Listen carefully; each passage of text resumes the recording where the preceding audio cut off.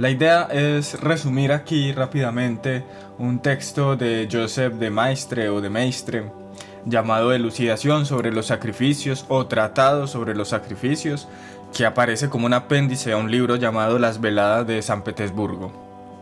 Y bueno, voy a comenzar directamente con este propósito. Comienza el texto aquí muy tajantemente diciendo Joseph de Maistre que de ninguna forma adopta el axioma impío, incluso llega a llamarlo impío, que dice así: el temor en el mundo originó a los dioses. Para nada Joseph de Maistre está de acuerdo con este axioma y lo deja muy claro, porque ya vamos a ver por qué razón vamos a quizás rememorar esta tesis de que el temor en el mundo imaginó a los dioses. Bueno, él cita aquí como persona que afirma esto un señor llamado Petronio, pero realmente aparece en otro señor llamado Estacio, y yo creo que el autor que más se nos viene a la mente podría ser Schleiermacher, pues un autor mucho más moderno o romántico. Las razones que da Joseph de Maistre para estar en contra de este axioma es que, por un lado, los nombres que ha recibido la divinidad o Dios o lo que sea han sido nombres que necesariamente no van de la mano con el terror, con el temor. Por ejemplo, el Señor, el Amo o el Padre. También dice que las celebraciones dedicadas a adorar pues a la divinidad son oraciones de júbilo, de alegría, de felicidad. Y también habla del uso de las artes, que las artes buscan embellecer algo que, bueno, que si fuese solo temible no habría por qué. Bueno, a pesar de que no esté a favor Joseph de Maistre de esta proposición, la del temor como el origen pues de los dioses, también afirma que la historia nos muestra al hombre persuadido en todos los tiempos de esta espantosa verdad, que vive bajo la mano de una potencia iracunda y que esta potencia puede ser apaciguada solo mediante sacrificios. Bueno, aquí ya vemos este lado oscuro por el que vamos a seguir yéndonos. Hay una potencia iracunda que es calmada, que es apaciguada mediante sacrificios. Y esto tiene mucho que ver también con la perspectiva que Joseph de Maistre en sus textos nos muestra del mundo. Dice, por ejemplo, en el libro de las Veladas de San Petersburgo: la tierra entera, empapada continuamente en sangre, no es más que un ara inmensa donde todo lo que vive debe ser inmolado sin fin, sin medida, sin descanso, hasta la consumación de las cosas, hasta la extinción del mal, hasta la muerte de la muerte. Quedémonos aquí con estas palabras. Todo debe ser inmolado sin fin, sin medida, sin descanso. Aquí la cuestión de la medida me parece importante y voy a regresar a ello más adelante. En consideraciones sobre Francia también nos habla que incluso el hombre está hecho para la guerra y que casi que el mundo estuviera hecho para la guerra. Dice que solo hay violencia en el universo. También confiesa que exagera quizás un poco él con estas afirmaciones, pero lo hace porque la filosofía actual exagera afirmando lo contrario, que todo está muy bien, que el hombre nació súper bien, el buen salvaje, por ejemplo, de Rousseau, que el mundo es bueno y que lo fuimos corrompiendo mediante las instituciones. Aquí Joseph de Maistre va por sentido opuesto. Son las instituciones que le dan medida a esta desmesura, a esta potencia iracunda. ¿Mediante qué? Mediante el sacrificio. Dice Joseph de Maistre: no todo es violencia en el universo, pero la filosofía moderna nos adula cuando dice que todo está bien. Bueno, aquí veríamos dos contradicciones. Por un lado, la primera afirmación de que Dios también es como suscita júbilo, suscita alegría, pero al mismo tiempo también tenemos este lado terrorífico de esta potencia que exige sacrificios. Estas dos aparentes contradicciones creo que se concilian mediante esta afirmación de Joseph de Maistre, intentando pues seguir el pensamiento de los antiguos. Dice Joseph de Maistre: los dioses son buenos y nos dan todos los bienes de los cuales gozamos. Les debemos las alabanzas y las acciones de gracias, pero los dioses son justos y nosotros somos culpables. Hay que apaciguarlos, debemos expiar nuestros crímenes y para lograrlo el medio más potente es el sacrificio.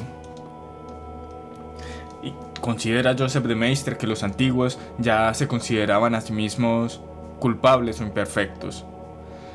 También dirá, y esto me parece muy interesante, que ese desorden presupone el orden, o sea, es la idea de orden que ya está operando en nuestra cabeza, que nos invita a ordenar lo que vemos como desmesurado, lo que nos invita por medio ya sea de la guerra o el sacrificio, el juicio, a poner en su orden lo que está en desorden. Por eso el desorden presupone el orden. El hecho de que podamos afirmar que el mundo está mal es porque tenemos la idea de bien en nuestra cabeza, dando vueltas pues. Obviamente esto tiene una razón teológica en Joseph de Maistre. Y esta noción, por medio pues de la práctica del mismo sacrificio y de la misma guerra, es que fundamos las jerarquías, fundamos digamos el orden social. Fundamos pues la civilización, también podríamos decir, o la cultura. Estas palabras pues son un tanto confusas, pero yo creo que más o menos se puede entender a lo que me refiero. La pregunta sería: ¿quién es el juez? ¿Quién es el que dictamina cuál es el orden, cuál es el desorden, cómo mesurar aquello desmesurado, etcétera? Se pregunta Joseph de Maistre cuál es la raíz de esta degradación, de esta desmesura. Dice Joseph de Maistre que la raíz de esta degradación reside en el principio sensible, en la vida, en el alma. En fin, tan cuidadosamente distinguida por los antiguos por el espíritu o por la inteligencia.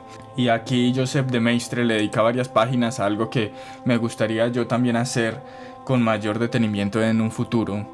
Pero bueno, para seguir aquí la continuidad de este video lo voy a resumir muy brevemente. Pero es algo pues que a mi parecer es bastante interesante y relevante. Lo que hace Joseph de Maistre es identificar en varios autores, muchos de ellos antiguos, una distinción que él considera muy importante.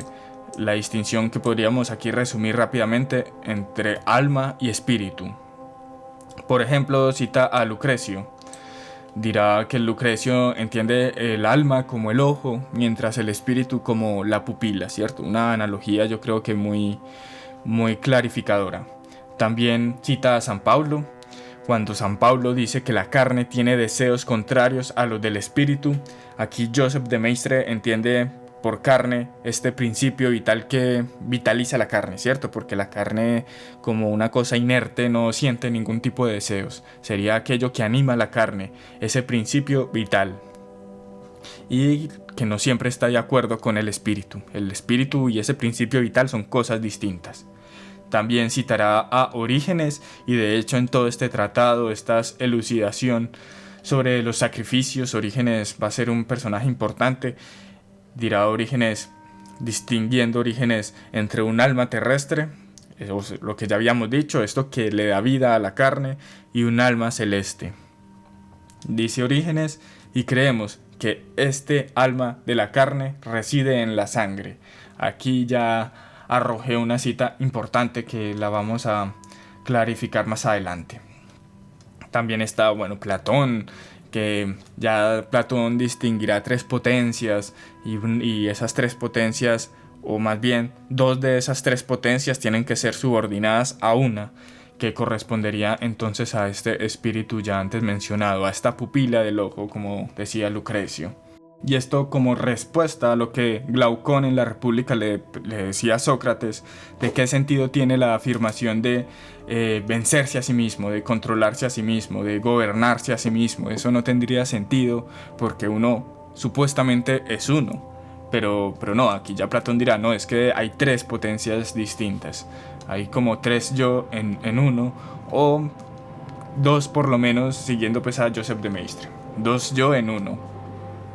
Joseph de Maistre dice, la voluntad que se supone una jamás podría estar en contradicción con ella misma.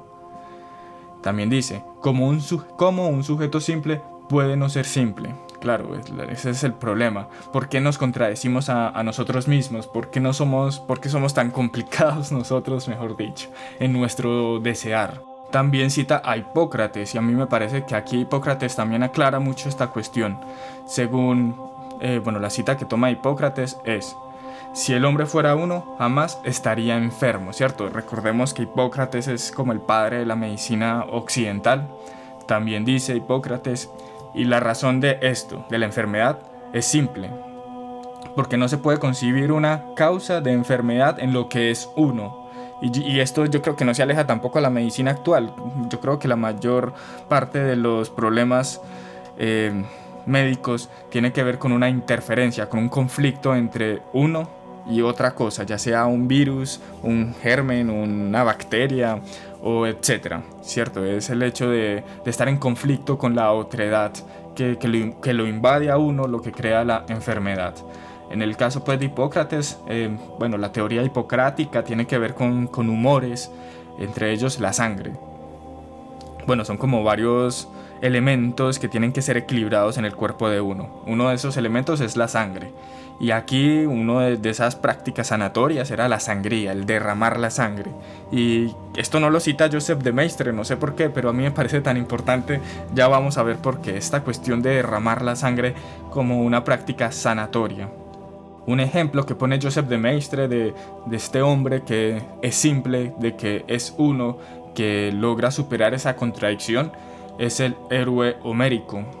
Dice Joseph de Maistre que este héroe homérico no tiene contradicción en él, que actúa como si fuera un dios, o sea, con su espíritu, con esa pupila del ojo, no con su alma, con eso que anima su carne, sino con aquello que anima su alma, podríamos decir. Y ya para concluir esta cuestión, a la cual Joseph de Maistre, como había dicho, le dedica bastantes páginas, que yo quizás en un video futuro lo retome con mucho más detenimiento.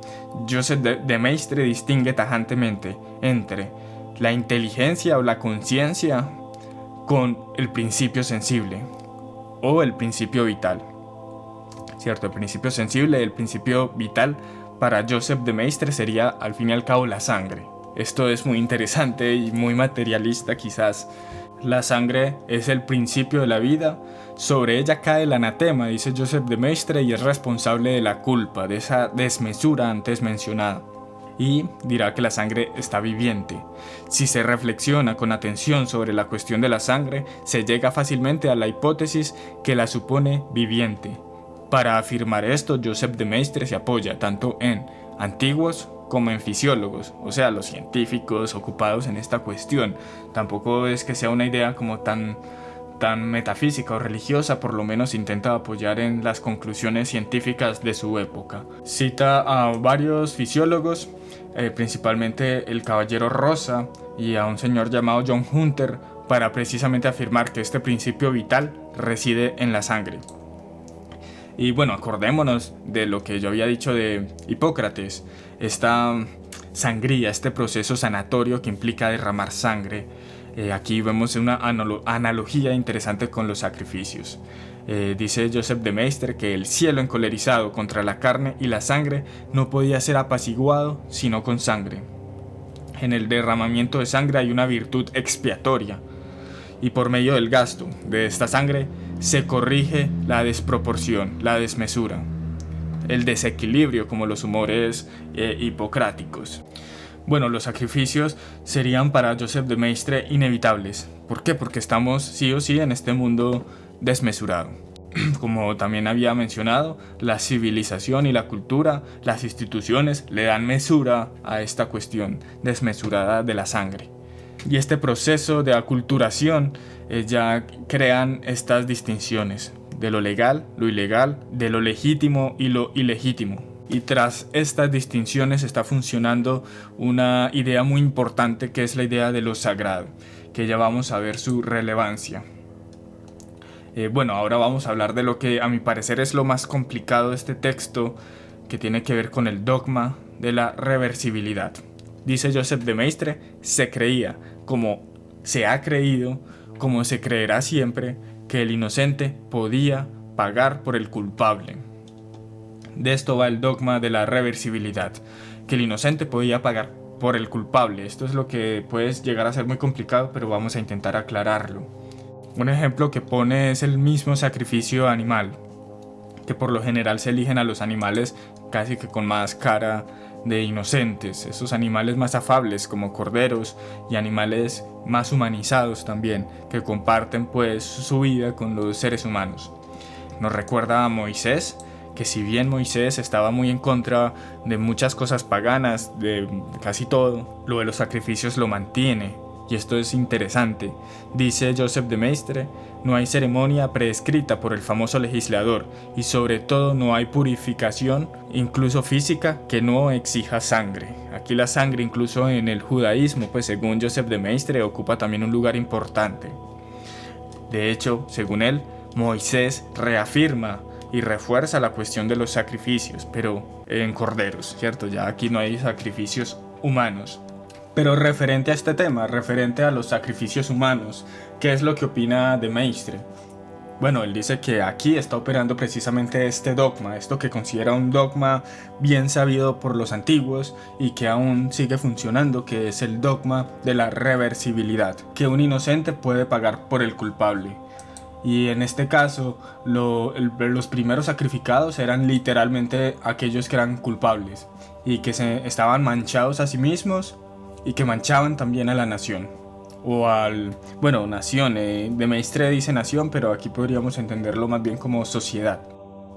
De Maistre cita el Eutifrón de Platón, en donde hay un hombre que quiere denunciar a su padre. La razón de esto es que se quiere también librar él de la culpa, pues de no denunciarlo, que se está igualmente sucio cometiendo un crimen que dejando vivir tranquilamente a aquel que lo ha cometido, y que quiere proseguir por tanto con la acusación para absorber a su propia persona y a la del culpable. Aquí estamos viendo cómo se liga entonces a la sociedad o a la otredad con el culpable, como el castigo, el sacrificio de este culpable también me libraba no solo al culpable, sino también a mí mismo, o a la sociedad entera, o a la nación entera. Él intenta hacer una genealogía filológica de la palabra ligar, y encuentra que tras de ella hay una razón teológica. Aquello que está ligado a la soberanía divina es sagrado. Y aquí vamos a ver entonces cómo se da entonces esta reversibilidad, cómo el inocente y el culpable de alguna manera se identifican, y es precisamente porque ambos son sagrados. El inocente porque de alguna manera se sujeta a la voluntad de la divinidad al intentar pues cumplir con su mandato, y por tal motivo es justo, pero el culpable en el momento en el que debe ser castigado y tomado por la divinidad, tiene que ser sujetado por ella al momento de ser castigado. Dice Joseph de Maistre: de un costado está el crimen y del otro la inocencia, pero el uno y la otra son sagrados. Sagrado estaría por tanto lo santo y lo profano. Ambas cosas son sagradas, lo santo y lo profano, lo que es entregado a Dios o a la divinidad. El santo se entrega a sí mismo, pero el culpable es entregado para que la voluntad actúe sobre ella, sobre él, sobre el culpable, castigándolo. Dice Joseph de Maistre que esta corrupción de este dogma de la reversibilidad se daría aquí, dice él. Se dice, para salvar un ejército, una ciudad, un importante soberano incluso, ¿qué importa un hombre? Se considera así el carácter particular de dos especies de víctimas humanas ya consagradas y sacrificadas por ley civil política. Y se dice, ¿qué vale la vida de un culpable o de un enemigo? Y pasamos por tanto del culpable al enemigo. Ya no es necesario que este enemigo sea culpable o no, ya también se vuelve sujeto de ser sacrificado para salvar, como dice de Maistre, un ejército, una ciudad o a un soberano. Y del enemigo también podríamos seguir y pasaríamos al extranjero, por ejemplo. Pero el peor de los casos sería ya pasar al literal inocente o a los niños o a las mujeres, dice de Maistre. Ese sería casi que ya el momento de corrupción total de este dogma de la reversibilidad. Todo en virtud, entonces, como había dicho, de desligar a una nación entera, desligarla a este castigo divino, por medio pues del sacrificio de uno solo. Puede hacerse una analogía entre, por ejemplo, el cordero y este sacrificado, esta víctima, este extraño, que precisamente al ser un extraño, un extranjero, por ejemplo, tiene algo que ver con nosotros, pero no es parte del todo de nosotros. Por tal motivo, matarlo no estaría fracturando las conexiones sociales que tenemos actualmente, pero también podríamos culparlo, por tanto, de los problemas sociales que hay. Si, bueno, aquí por ejemplo, si hay una sequía en un pueblo y se considera por tanto esa sequía como un castigo divino por medio del sacrificio de quizás aquel que ha irrumpido con la cotidianidad y con la normalidad, podríamos quizás calmar, apaciguar esa potencia irascible que tiene ansias pues de justicia. Joseph de Maistre dice: fueron las verdades irrefutables de la degeneración del hombre y de su reidad original, de la necesidad de una satisfacción, de la reversibilidad de los méritos y de la sustitución de los sufrimientos expiatorios, las que condujeron los hombres a este espantoso error de los sacrificios humanos. Considera Joseph de Maistre que el paganismo está repleto de verdades y empieza como a intentar nombrar algunas. Por ejemplo, la idea de que existen varios dioses, pero uno es el gobernante. Varios dioses se puede entender también como ángeles o demonios, etc. También intenta como recrear una especie de trinidad en la religión griega o romana entre Zeus, Hera y Minerva, o más bien Atenea, como si Minerva fuera como ese Espíritu Santo. Esto es pues bastante interesante. También habla de los héroes antiguos, esos héroes divinizados. Y bueno, claro, en el cristianismo eso se retoma, pero esta vez ya no son héroes guerreros, sino que son más bien santos. Hay personas con esa capacidad de divinizarse, de volverse dioses, dirá Joseph de Maistre. También dirá, y esto me parece interesante, que también es cierto que los dioses han bajado a la tierra y han hablado con hombres, ya sea hombres justos, quizás para recompensarlos, o hombres criminales para castigarlos. Los antiguos, mejor dicho, estaban repletos pues, de muchos dogmas que se mantienen, con una interpretación distinta. Eso sí, hacía falta pues el cristianismo aquí para de Maistre para rectificar algunas cosas, para afinar algunas que no estaban claras, y principalmente este dogma que aquí estamos trabajando, que es este de la reversibilidad.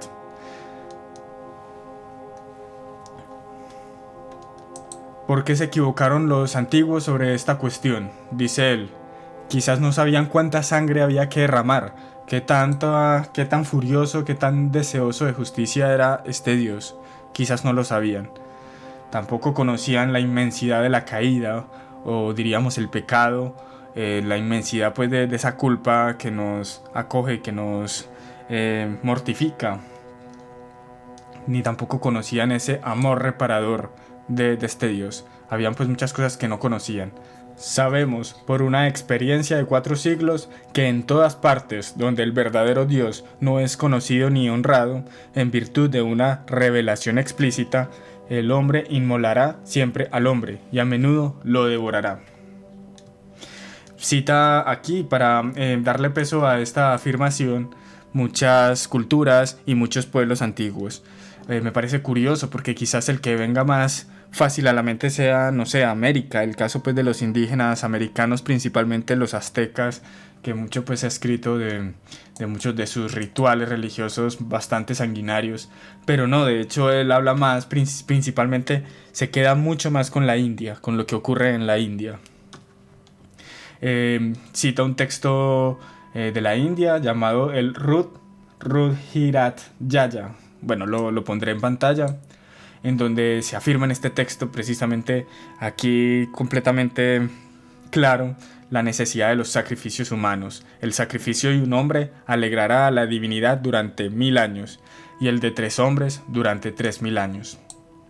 Y bueno, dirá muchas más cosas horribles sobre la India. También hablará sobre las mujeres, que las mujeres eran sacrificadas tras la muerte de su marido. Sobre esto dedica unos párrafos interesantes sobre el caso de las mujeres, que pueden ser bastante polémicos. No me voy a pues tampoco a quedar mucho en este tema, porque digamos que es un tema que yo ya más o menos trabajé, y creo que de Maistre tiene algo semejante en la cabeza. Lo trabajé en un video pues ya dedicado con anterioridad. El punto es, y aquí lo importante, y con lo que quisiera concluir aquí quizás con una cita bastante polémica, dice de Maistre En conclusión, ningún legislador debe olvidar esta máxima. Antes de borrar el Evangelio, se debe encerrar a las mujeres y abrumarlas con leyes espantosas, como las de la India. Bueno, bastante polémico, pero bueno, él entenderá que fue el Evangelio cristiano quien dignificó a la mujer y que además la hizo instrumento más activo y más potente del bien. Dice Joseph de Maistre que solo el Evangelio ha podido elevarlas al nivel de los hombres haciéndolas mejores. Solo el Evangelio ha podido proclamar los derechos de la mujer después de haberlos hecho nacer, y los hizo nacer al establecerse en el corazón femenino, el instrumento más activo y más potente tanto para el bien como para el mal. Bueno, es el Evangelio, pero es en que actúa, que está operando en el corazón femenino. Aquí no tanto opera externamente para obligar pues a la mujer a X o Y, sino que opera es en su corazón. Joseph de Maistre, al parecer, citando incluso a varios antiguos, lo que intenta sostener, y bueno, yo creo que lo siente como una especie de obviedad que compartirán sus lectores, porque tampoco es que lo explique mucho, me parece, es que de alguna manera esto desmesurado en el hombre es quizás más desmesurado en la mujer. Bueno, quizás no, aquí lo dice como si realmente fuera así. Hay unas citas que pondré pues en pantalla para tampoco detenerme mucho en esta cuestión. Aquí pues tampoco, simplemente estoy citando lo que dice Joseph de Maistre. Como dije, no voy a pues profundizar mucho en esto. Sí me voy a meter a la cuestión relevante a la que quiere llegar, con la cual concluirá el texto, que es el poder del cristianismo, lo que lo hace superior pues a estas religiones antiguas y que la hace más verdadero, como un rectificador de este dogma que bien se sabía en la antigüedad, el de la reversibilidad. La redención, como se ha dicho en las conversaciones, es una idea universal. Siempre y en todas partes se ha creído que el inocente podía pagar por el culpable, pero el cristianismo ha rectificado esta idea. La verdad es, el inocente puede pagar por el culpable, el dogma de la reversibilidad. La rectificación es que la víctima ha de ser voluntaria. Yo creo que esta será la rectificación final. Vamos a ver cómo llegamos a esto. Dice Joseph de Maistre que de alguna manera ya se sabía también de que hay un cierto valor superior frente de la víctima voluntaria frente a otras víctimas obligadas o involuntarias pues. Cita el caso por ejemplo de un cónsul romano llamado Decio, que muere en una guerra tras haber tenido un sueño que lo invitaba pues a sacrificarse en dicha guerra. Pero claramente yo creo que el ejemplo que más se nos viene a la mente y el ejemplo principal es el mismo Cristo, pues el mismo Jesús, que como dice Juan en el Evangelio, he aquí el Cordero de Dios, he aquí el que quita el pecado del mundo. Pero también los mártires serán como continuadores de este sacrificio. Y yo creo que con esto podemos entender bien por qué en el cristianismo se conserva este dogma de la reversibilidad. Aquí yo fue que lo entendí porque sí es cierto que es un poco contraintuitivo. Clemente Romano ya conocía cómo funcionaba esta cuestión de la reversibilidad. Dice Clemente Romano, veamos los ejemplos de los antiguos. En tiempos en los que amenazaba la peste, habiendo recibido instrucciones del oráculo, muchos reyes y jefes se daban ellos mismos la muerte para salvar, mediante su propia sangre, a sus ciudadanos. Pero es de mayor importancia lo que dice Orígenes. Voy a poner en pantalla una gran cita de Orígenes. Y es interesante porque hace una analogía o una metáfora con una especie de animal venenoso, refiriéndose a los mártires. Esto es muy extraño.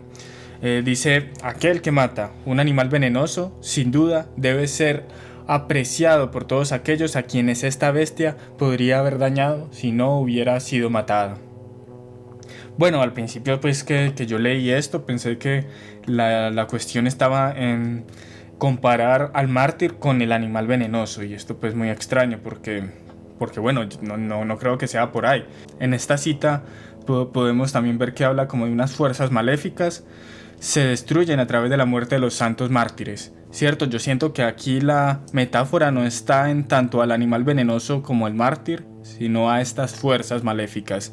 Se están destruyendo las fuerzas maléficas por medio pues de la muerte de estos mártires. Supuestamente esta inclinación o este voluntario sacrificio debilita la ferocidad de la conjura de sus enemigos contra el que sufre. Es como si esa potencia irascible de la que habíamos hablado tiene que desbordarse sobre alguien, y si se desborda sobre el inocente se colma más fácilmente, y más si este inocente también es voluntario. Es como si este animal venenoso también fuese ese victimario, aquel pues que mata a este mártir, y el asesinato o el sacrificio de este mártir lo vacía completamente de su veneno. Por eso dice Joseph de Maistre, la sangre reconciliaba al culpable con su víctima. Y no con esto quiero decir que necesariamente sobre otra persona tengamos que descargar esta potencia inevitable que se encuentra en la sangre para, por medio del derramamiento de la sangre del inocente, podamos también expiarnos. Pues con esto no va de esto, sino que la idea y la invitación sería dirigirla hacia uno mismo. Aquí Joseph de Maistre lo dice: bajo el imperio de esta ley divina, el justo, que nunca se cree tal, trata de acercarse a su modelo desde el lado doloroso. Se examina a sí mismo, se purifica, hace sobre sí esfuerzos que parecen sobrepasar a la humanidad, para tener finalmente la gracia de devolver lo que no ha robado. Este sería el famoso toma tu cruz y sígueme, que dice pues en la Biblia. Bueno, finalmente, para ir concluyendo ya, aquí el cristianismo lo que haría no es terminar con este derramamiento de sangre. Esto pues es algo que hay que aclarar. Esta potencia irascible o como dice Orígenes, esta fuerza maléfica no deja de existir. Vamos a seguir existiendo pues en ese mundo que habíamos narrado en el comienzo, donde los animales se comen a sí mismos y los seres humanos nos matamos entre nosotros. Eso, el cristianismo no es pues esta varita mágica que va a terminar pues esto que es propio pues de la condición de la vida misma, de ese principio vital que, como habíamos dicho al comienzo, está y reside en la sangre, o es la misma sangre mejor dicho. No se terminan por tanto estos sacrificios, o más bien este castigo que se hace políticos, estos castigos políticos o civiles del culpable. Eso siempre yo creo que va a existir, ha existido siempre, y desde que exista esa desmesura que conocemos, va a existir ese intento de mesurarlo, que es análogo, como habíamos dicho, a la sangría en estas teorías hipocráticas que intentan solucionar un desbalance, un exceso, por medio pues del defecto, pues de la eliminación de sangre. Este vendría siendo el sacrificio del culpable, que antiguamente por los antiguos era visto como alguien sagrado, pero igual también aquel inocente que era sacrificado. Pero este juicio ya es más providencial. Joseph de Maistre, a diferencia quizás de algunos conservadores, no considera que hayamos abandonado el gobierno de Dios a cambio del gobierno de los hombres, sino que considera que estamos actualmente en el gobierno de Dios, siempre lo hemos estado. La cosa es que después de la Revolución Francesa, y en la Revolución Francesa se ve con mucho más claridad, funciona más un Dios pagano, con una máscara, digamos, más del Antiguo Testamento, por así decirlo, un Dios más encolerizado. Y este dogma de la reversibilidad es como si fuese la manera de darle un sentido a la muerte de tantos inocentes, como que Dios los toma, Dios se los lleva, Dios derrama su sangre, pero como para, por medio de ella, poder reconciliarnos con esas víctimas y expiar pues nuestras culpas, apaciguar por tanto esa potencia irascible. Y yo creo que el mundo actual está lleno de ejemplos que aparecen a modo de noticias o a modo de hechos históricos.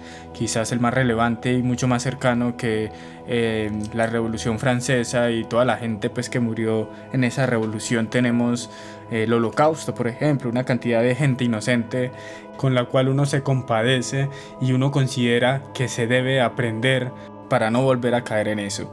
Pero parece también inevitable que siempre se corrompa este dogma y veamos nuevamente al extraño, a ese rarito que no pertenece a nosotros, pero se parece a nosotros, pero que igualmente inmolamos o sacrificamos para poder saciar nuestra cólera.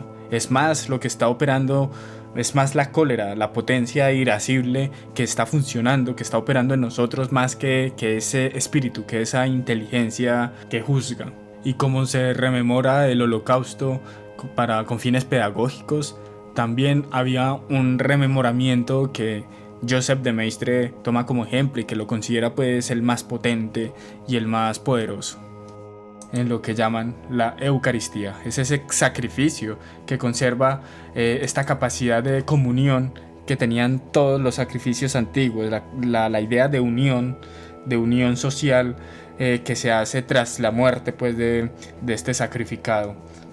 Pues la Eucaristía tiene ese mismo fin y es casi que esta rememoración, este recreamiento de dicho sacrificio. Voy a leer una gran cita con la que se concluye este texto y voy a dejar hasta ahí. Dice Joseph de Maistre: contemplemos para finalizar la más bella de las analogías. El hombre culpable no podría ser absuelto más que por la sangre de sus víctimas, siendo esa sangre el lazo de la reconciliación. Esta carne divinizada y perpetuamente inmolada se presenta al hombre bajo la forma exterior de su alimento privilegiado, y aquel que rechaza comerlo no vivirá. Así, la esencia corporal de aquel que se llama a sí mismo palabra, que brilla desde el centro de la omnipotencia, que está en todas partes, entra entera en la boca, y se multiplica hasta el infinito sin dividirse. Más rápida que relámpago, más activa que el trueno, la sangre teándrica penetra las entrañas culpables para devorar las suciedades. Llega hasta los confines desconocidos de esas dos potencias irreconciliablemente unidas, hasta donde los impulsos del corazón golpean la inteligencia y la confunden por una verdadera afinidad divina. Se apropia de los elementos del hombre y los transforma sin destruirlos. Tenemos derecho a sorprendernos, sin duda, de que el hombre se eleve hasta Dios, pero aquí otro prodigio, Dios que desciende hasta el hombre. Y eso no es suficiente para pertenecerle aún más a su querida criatura. Entra en el hombre y cada justo es un templo habitado por la divinidad. Es una maravilla inconcebible, pero al mismo tiempo infinitamente plausible, que satisface a la razón aplastándola. No hay en el mundo espiritual una más magnífica analogía, una proporción más sorprendente de intenciones y de medios, de efecto y de causa, de mal y de remedio. Nada hay que demuestre de una manera más digna de Dios lo que el género humano ha confesado desde siempre, incluso antes de que le haya sido enseñado. Su degradación radical, la reversibilidad de los méritos de la inocencia que paga por el culpable y la salvación por la sangre.